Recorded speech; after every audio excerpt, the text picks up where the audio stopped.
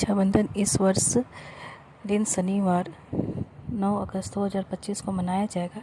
ये श्रावण तिथि के दिन मनाया जाता है।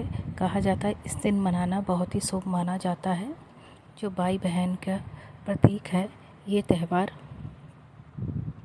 आप सभी अपने घरों में त्यौहार कैसे मनाते हैं हमारे साथ साझा ज़रूर कीजिएगा और कमेंट भी कीजिएगा और हमारी आगे इससे रिलेटेड कथा सुनिए आप सभी कि श्री कृष्ण जी द्रौपदी के कैसे भाई बने। ये कहानी आप पूरी सुनिएगा और मुझे बताइएगा कि ये कहानी आपको कैसी लगी। और इस दिन का शुभ मुहूर्त है 2025 का 5:47 से दोपहर 1:24 तक।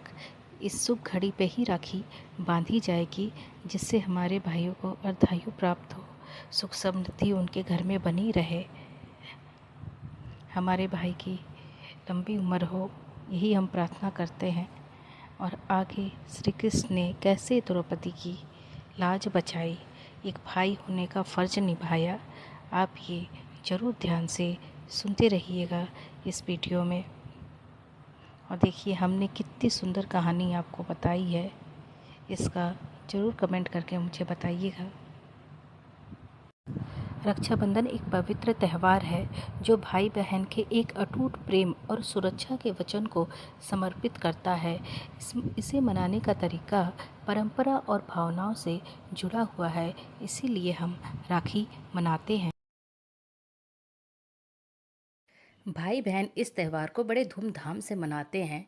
राखी की थाली इतनी सुंदर सजाएं, रोली, कुमकुम, चावल, दिया, घी, तेल, मिठाई, राखी, फूल आदि रखें।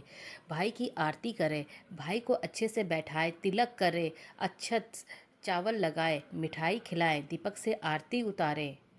भाई के हाथों में भाई की कलाई पर राखी बांधें, मिठाई खिलाएं, भाई से रक्षा और साथ निभाने का वचन लें। भाई बहन को कोई उपहार देता है, यह उसकी बहन के प्रति प्रेम है। पुराणों के अनुसार राखी की रहस्यमय कथा ऐसी भी है। द्रौपदी का संबंध कैसे बना श्री कृष्ण के साथ, आइए जानें कि श्री कृष्ण और द्रौपदी के बीच क्या हुआ।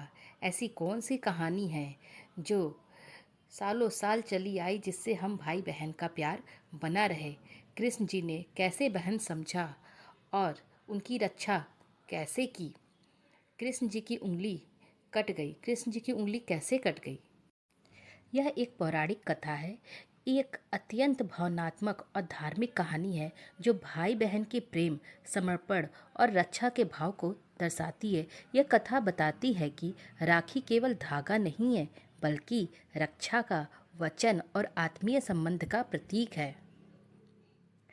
द्रौपदी जी ने चीर क्यों बांधा था?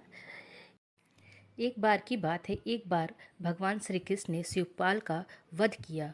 उनके सुदर्शन चक्र से शिवपाल का सिर कट गया, लेकिन उसी समय चक्र से श्री कृष्ण की उंगली भी कट गई। यह देखकर पास खड़ी द्रौपदी को बहुत दुख हुआ। उसने तुरंत अपनी साड़ी का टुकड़ा फाड़ कर श्री कृष्ण की उंगली पर बांध दिया, जिससे रक्त बहना बंद हो गया। यह केवल एक छोटा सा कार्य था, लेकिन श्री कृष्ण ने इसे प्रेम और समर्पण का प्रतीक माना और उसी क्षण वचन दिया, जब भी तुम संकट में होगी द्रौपदी, मैं तुम्हारी रक्षा अवश्य करूँगा। महाभारत में भरी सभा में अपमान हुआ द्रौपदी का। जब पूरी सभा हंसी, कौन आया बचाने, हमारे श्री कृष्ण आए बचाने। किसने साथ निभाया द्रौपदी का? माधव ने कैसे साथ निभाया? आइए इसके पीछे की एक कहानी सुनाती हूँ। जब चीरहरण के समय द्रौपदी को अपमानित किया जा रहा था, सभा में कोई उसकी सहायता को आगे नहीं आया। द्रौपदी ने कृष्ण को पुकारा, हे गोविंद, मेरी लाज रखना। कृष्ण ने तुरंत अपनी कृपा से चीर बढ़ाना शुरू किया और द्रौपदी की साड़ी कभी समाप्त नहीं हुई। दुर्योधन और दुशासन हार गए और द्रौपदी की लाज बच गई। ऐसे ही हमारे श्री कृष्ण हैं, जिसने द्रौपदी की लाज बचाई। सच्चा भाई वह है जो संकट में साथ खड़ा हो और सच्ची राखी वह है जिसमें भाव और विश्वास हो। जय श्री राधे।